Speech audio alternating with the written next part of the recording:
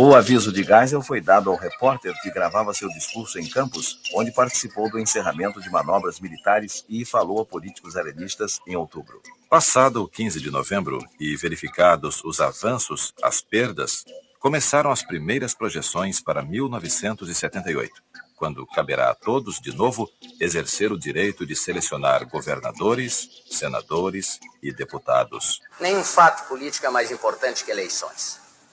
Eu considero eleições como um fato político da maior importância. Creio no cumprimento do calendário eleitoral, relativamente às eleições municipais e também às eleições de 1978. Palavras do governador gaúcho Simval Guazelli em fevereiro de 76, quando o ambiente político era propício a muitas indagações. 6 deputados federais e 1 estadual, 3 paulistas, 2 gaúchos, 1 norte-riograndense e 1 fluminense, perderam seus mandatos e os direitos políticos em 1976. 2 acusados de corrupção e os outros 5 sob suspeita de contestação ao regime. 6 eram do MDB e 1 da Arena. Além deles, 6 outros cidadãos perderam os direitos políticos, entre eles um ex-governador, todos envolvidos no mesmo caso de corrupção no Rio Grande do Norte. Em 1976, o Brasil perdeu 2 de seus ex-presidentes, Juscelino Kubitschek de Oliveira e João Belchior Marques Goulart. Juscelino desapareceu primeiro. Foi ao anoitecer de um domingo, 22 de agosto, em acidente no quilômetro 165 da rodovia Presidente Dutra, em Resende.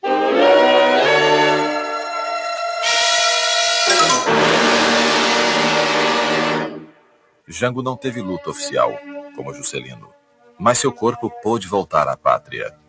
O ex-presidente, deposto em 1964, tentava retornar ao país, mas as negociações nunca chegavam ao nível aceitável para ele e para o governo.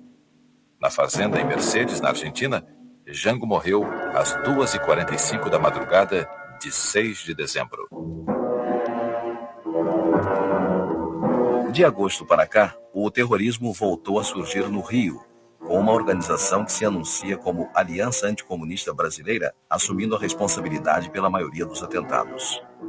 O primeiro deles foi no dia 19 de agosto, com a explosão de uma bomba no prédio da Associação Brasileira de Imprensa, no centro da cidade, e a colocação de outra que não chegou a explodir na sede da Ordem dos Advogados do Brasil, num dia em que 300 novos advogados recebiam suas credenciais. Pouco mais de um mês depois, a 22 de setembro, o bispo de Nova Iguaçu, Dom Adriano Hipólito, e seu sobrinho Fernando Leal Nebring foram sequestrados por alguns homens. Dom Adriano sofreu torturas durante horas e terminou abandonado sem roupas e com o corpo pintado de vermelho numa estrada de Jacarepaguá. Seu carro foi destruído por uma bomba em frente à sede da Conferência Nacional dos Bispos do Brasil, ao mesmo tempo em que outro explosivo era lançado na casa do jornalista Roberto Marinho.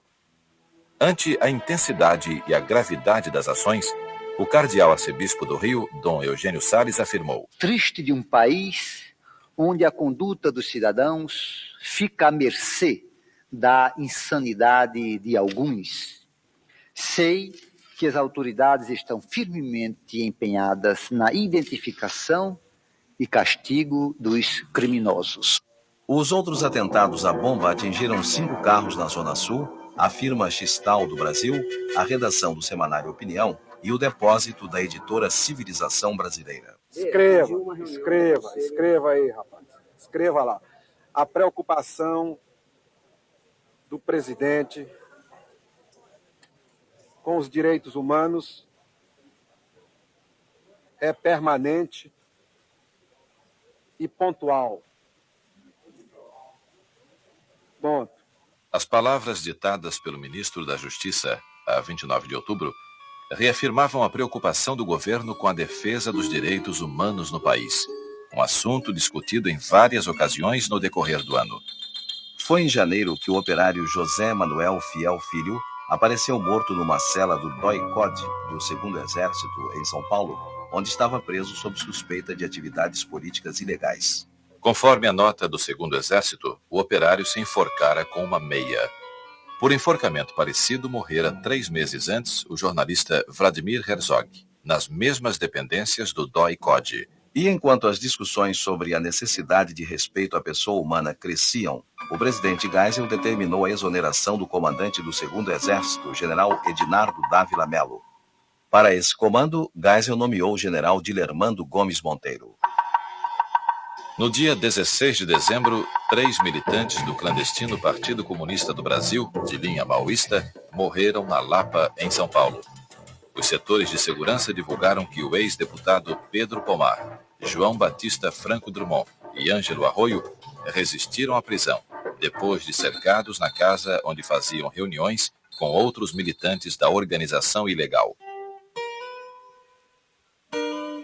A seca flagelou o Nordeste o ano inteiro e atingiu até o norte de Minas. A seca, a perda das safras, o desemprego e a fome para milhões de pessoas. O governo gastou quase 500 milhões de cruzeiros para sustentar frentes de trabalho onde se empregaram centenas de milhares de homens. Os cálculos iniciais indicam uma perda agrícola de 1,5 milhão de toneladas em todo o Nordeste em 1976. Uma das consequências da seca foi a crise no abastecimento do feijão preto aos grandes centros, onde se tornou raro e só aparecia com preço quadruplicado. O governo não alterou o tabelamento e importou o produto do Chile e México para combater a especulação. Um problema sem solução à vista é o que atormenta a grande cidade, a poluição. Filha do progresso industrial e das grandes aglomerações humanas, a poluição é a mãe cada vez mais frequente de doenças e preocupações. Em 1976, São Paulo viveu seu primeiro estado de alerta, no final de junho, devido ao excesso de poeira no ar. No Rio, 110 toneladas de óleo sujaram as praias da Ilha do Governador, enquanto os baianos da favela dos Alagados, em Salvador, passaram mal vários dias com os despejos de cloro nas proximidades. Quem mais sofreu com a poluição do ar, porém, foram os italianos da região de Seveso, onde uma fábrica deixou escapar um gás venenoso que intoxicou a população, matou plantas e animais e provocou abortos. A Itália também sofreu muito com os fortes terremotos na região nordeste do país. Aliás, terremotos de grande intensidade causaram milhares de mortos e feridos na China, Turquia e Guatemala, enquanto abalos menores deixaram prejuízos materiais à Grécia, Iugoslávia, Áustria e União Soviética. Uma novidade para os cariocas em 76 foi a taxa do lixo, criada pelo prefeito Marcos Tamoio para compensar a falta de dinheiro que preocupou muito a prefeitura. O Rio conseguiu alguns empréstimos com permissão do Senado e as dificuldades financeiras da cidade foram atribuídas em parte à fusão Guanabara-Rio de Janeiro em 75. E a taxa de lixo surgiu como um meio de garantir recursos. Só que teve uma recepção pouco simpática.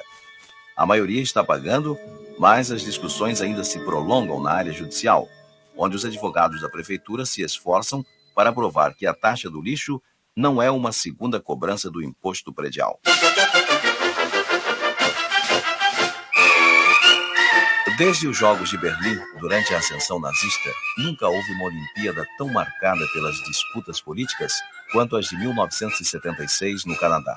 O primeiro problema foi a decisão canadense de não permitir a participação de Formosa com o nome de China, pois o Canadá só reconhece a China popular. O outro problema foi a exigência africana de exclusão de Israel devido ao incidente de Entebbe e de afastamento da Nova Zelândia, uma parceira esportiva frequente da África do Sul. O resultado: os africanos se retiraram dos Jogos, o que também fez a delegação de Formosa. 38 recordes mundiais e 84 olímpicos garantiram à União Soviética a supremacia absoluta.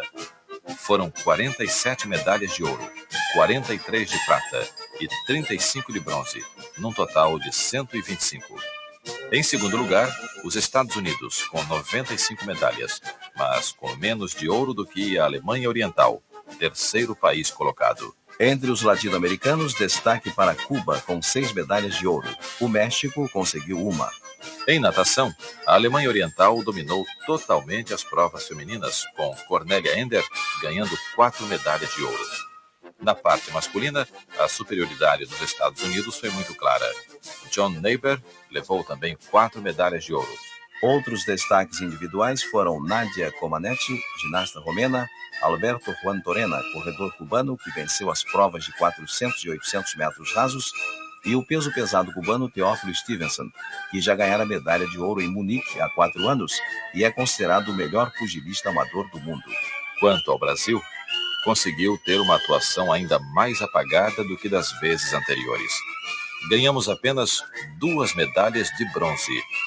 A grande esperança, João Carlos de Oliveira, ficou em terceiro no salto triplo, embora seu recorde mundial de 17,89 metros não fosse quebrado. A outra medalha foi dos iatistas Reinaldo Conrad e Peter Ficker, na classe Flying Dutchman. A seleção brasileira de futebol esteve muito ativa durante o ano. Venceu a Copa do Atlântico, disputada com a Argentina, Uruguai e Paraguai. Ganhou a Taça Independência nos Estados Unidos, enfrentando norte-americanos, ingleses e italianos. E fez outros amistosos contra o México e a União Soviética, vencendo ambos. O Internacional de Porto Alegre conseguiu o bicampeonato brasileiro de futebol ao derrotar o Corinthians por 2-0 no Beira-Rio e confirmar sua condição de melhor equipe do país no momento. Em outubro, chegou ao fim uma longa polêmica envolvendo a Academia Brasileira de Letras. As mulheres já podem ser imortais. Todos os acadêmicos votaram a favor. As artes brasileiras perderam em 76 Di Cavalcanti. Ele morreu após longo internamento em casa de saúde e, ao velório no MAN, compareceu um número surpreendentemente pequeno de pessoas. Também em 76, morreu a figurinista Zuzu Angel em acidente de carro no Rio. 2 importantes diretores do cinema europeu desapareceram em 76. Luchino Visconti e Fritz Lang. Visconti morreu em março, aos 69 anos, logo depois de filmar L'Innocente, baseado no romance de Gabriele D'Annunzio, enquanto Fritz Lang morreu em agosto, aos 85 anos. No Brasil, o cinema também perdeu um diretor. Luiz Sérgio Persson, de O Caso dos Irmãos Naves e São Paulo S.A., desapareceu em janeiro num acidente de carro. Em Cannes, o grande festival anual ficou marcado pelas fitas que tinham a violência como tema. Taxi Driver, de Martin Scorsese, saiu com o prêmio principal, enquanto a crítica elegia o filme Actas de Maruzia, do chileno Miguel Liquín, que conta um massacre dos mineiros da região chilena de Maruzia. Em Hollywood, Um Estranho no Ninho, do tcheco Milos Forman, ganhou as principais premiações do Oscar, inclusive a de melhor ator, que foi para Jack Nicholson.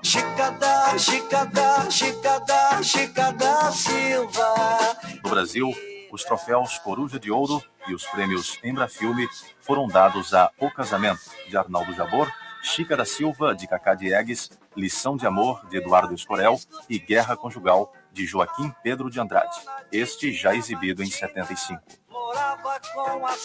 O Casamento foi o último trabalho de Adriana Prieto.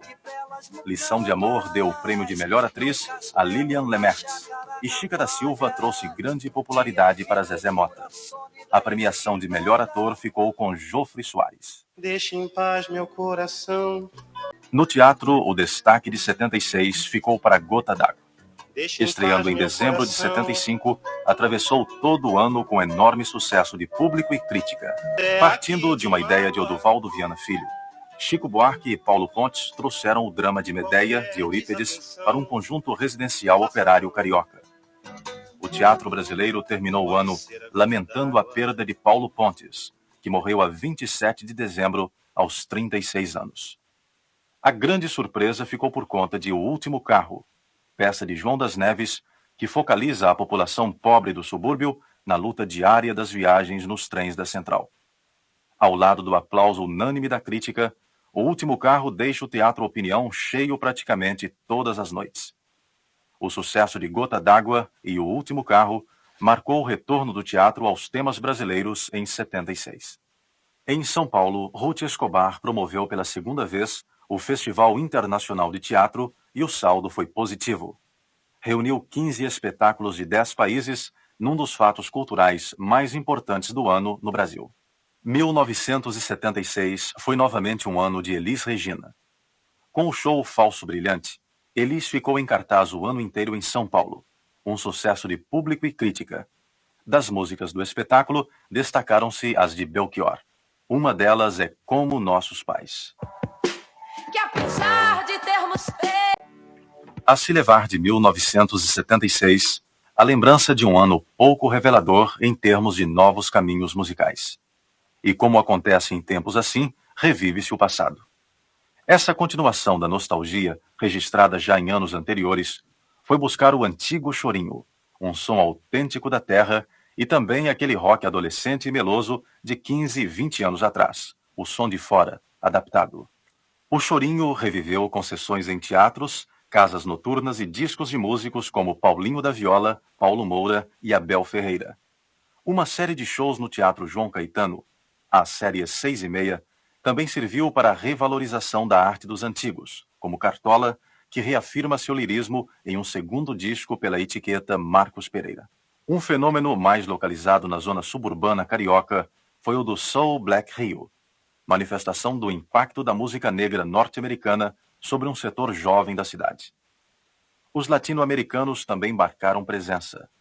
Os argentinos Astor Piazzolla, de novo, e Mercedes Sosa e Nátia Guevara. Milton Nascimento mostrou um trabalho diferente. Musicou o balé Maria Maria, do grupo O Corpo, espetáculo muito premiado. Aliás, Milton Nascimento também aparece no novo disco de Chico Buarque, Meus Caros Amigos, e os dois até cantam juntos O Que Será. O que será que será?